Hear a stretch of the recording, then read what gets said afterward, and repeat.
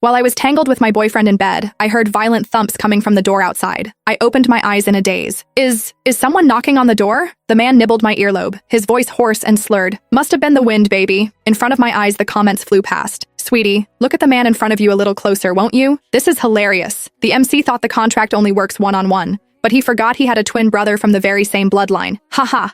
Why just one brother if you can have both? She won't have to worry about going hungry ever again. What a lucky girl. As my brain worked to process the information, a man's trembling roar came from outside the door. Hide, you scumbag! Get out here right now! I was a succubus that Jack had picked up from the side of the road. However, he had already stopped feeding me for half a month, saying that I had bullied Stephanie. I protested again and again. I didn't bully her. I just asked her to stop calling you in the middle of the night. I haven't eaten my fill in ages. He sent me a chilly glare. Do you think that's an adequate reason? Then, he took a glance at Stephanie's message on his phone, telling him she wanted to cut contact with him, and his tone took on a tinge of irritation. You've been by my side for ages, but it seems the only thing you've learned how to do is to humiliate people with money. I didn't humiliate her. His gaze was icy cold and judgmental, but I stood my ground, defending myself. It's none of my business if she thinks that money is humiliating. I, for one, think that money is the best thing in the world. Besides, it was clearly her fault in the first place. Sunday nights were the only time I was allowed to feed, and it was already nowhere near enough for a top-ranked succubus like me. On top of that, she would always call Jack, and my feeding session would be cut short by her episodes of getting harassed by men in a restaurant or needing someone to fetch her because she was too drunk. Every single time, Jack left immediately, leaving me high, dry, and most importantly, still extremely hungry. And so, I went to see her in private, handing her some money and asking her if she could choose to call Jack at another time. The moment that proposition left my mouth, she acted as if she'd been humiliated in the worst way humanly possible, gritting her teeth and crushing the banknotes I gave her under her foot. Don't worry, Miss Vesper, I have absolutely no interest in your boyfriend. I wouldn't look twice at that kind of man, so high and mighty, and I'd already rejected him more than 10 times before you two even met. He's the one who said we could still be friends. I didn't expect you to mind so much. Her eyes were rimmed red as she scoffed. Honestly, why does it feel like I did something shameful? Tell him that I won't ask him for help anymore in the future. I don't want to be called a mistress. And with that, she turned and left without a single glance back, all pride and icy arrogance. Her straight, unyielding figure definitely had the ability to stir a man's desire to conquer. I carefully thought over everything she said, and promptly concluded that she wouldn't disturb my feeding again. Before I could be happy about it, however, the whole thing reached Jack's ears, and the man who had always been calm and elegant got angry at me for the first time, believing me to have bullied Stephanie, and to be stubborn enough not to admit it. Do you know how difficult it is for someone as proud as her to ask for help in the first place? Why did you need to destroy her dignity like that? My eyes reddened with tears, but I kept on repeating,